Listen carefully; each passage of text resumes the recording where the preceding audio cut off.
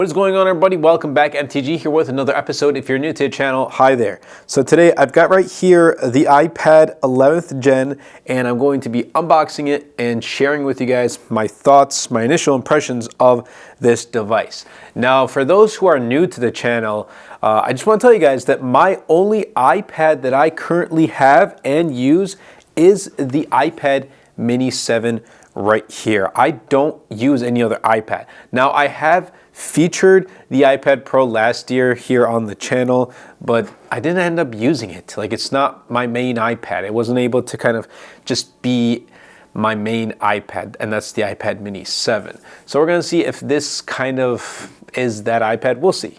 We'll see. But here it is. Here's the box. I got the 128 gig, which is now the base storage. It has the A16 chipset, which doesn't support Apple Intelligence, which is kind of different. I wonder why.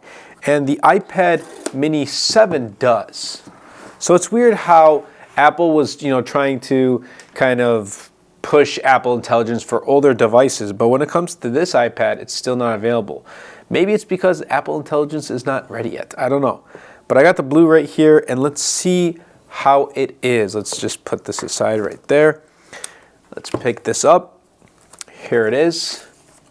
There's the iPad in blue. I was going to say iPad mini. Here's the iPad in blue. Let's put this aside. Designed by Apple in California. Obviously, we get a USB-C to C braided cable, which I do like. I like how Apple's making braided cables now. And I think they've been making it for a little bit, but I just like to point that out there.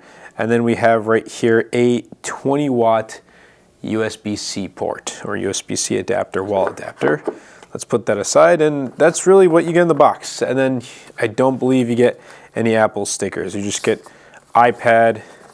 Let's see what else you get in here. Yeah, no stickers. Goodbye, Apple stickers. They're no more. But let's put the box aside. Take a look at that, I probably won't even be using those stuff in there. The cables or the adapter. I have all my other stuff that I can use, like my adapters and cables. But here is the iPad in blue. And actually, I'm gonna pick up the iPad Mini 7 just because it's the only iPad I have that I can really compare it to. And I have it in the light blue right here. So let's go ahead and kind of take a look. Here it is in the blue for the iPad Mini, and let's kind of just see how it stacks up, how it compares. Oh, wow. Now this is blue. This is blue, and I don't even think the video justifies it because this blue looks really, really good. However, if you notice, it doesn't even say iPad. It's just a blank slab of glass, which is kind of weird, but here it is. It looks fairly thin with very thick bezels. Oh my goodness.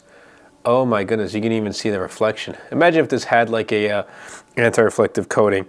But let's turn this on. It does have a horizontal camera right there.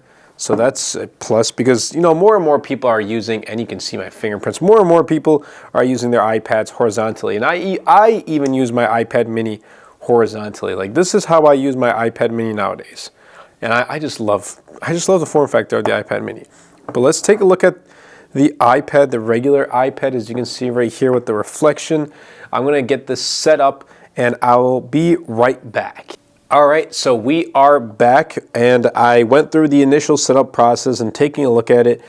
Yeah, I obviously can feel the 60 hertz, and that's to be expected. This is $349. It's the base iPad. It comes equipped with the Apple A16 chipset, which I believe was the same chipset found in the iPhone 14 series. If you do remember, the iPhone 15 also had the A16, but the 15 Pros had the A17 Pro, which is the chipset found in the iPad Mini 7. So this has a better chipset than the base iPad. And this doesn't have Apple Intelligence either. So I think it's probably capped at 4 gigs of RAM. Yeah, it's kind of a weird, I guess it all depends on who the audience or who the demographic is. I think for those, obviously, right off the bat, we can kind of, cancel out, the techies, at least myself. just talking about myself, I probably wouldn't be using this. And those who are going to be using it mainly for, like, I don't know, photo editing or just, you know, playing lots of games or heavy intensive tasks, then I don't think this is going to, in the long term, is going to be, you know, the greatest. But obviously, if you just want to kind of get into the iPad and then the Apple, what they call ecosystem, and I know a lot of people don't like hearing that whole ecosystem naming thing, but I know a lot of people who have a base iPad, but they don't really use it to its, you know, full capacity. And I think that's what it's for. Or if you just want to watch YouTube videos and you just want a tablet, then here it is. You have an iPad. And yeah, I understand why it has a thicker bezels. You know, if you're holding it, it kind of gives that grip to hold so you don't kind of interfere with the display. But it's not too different than its predecessor. Although I do really like this blue. I do like the blue color here on the iPad base. I don't know much people anymore who use it vertically like this. Everyone's really using their iPad horizontally. And I do have, you know, cases with this. I do have keyboards and I do have, you know, the different accessories that I'm going to be showcasing here on the channel. So definitely be sure to subscribe if you haven't already, as, you know, we're going to go a little bit more in depth with this base iPad and see if I can kind of put aside the iPad mini 7 and use this as my main iPad. We'll see. We will see.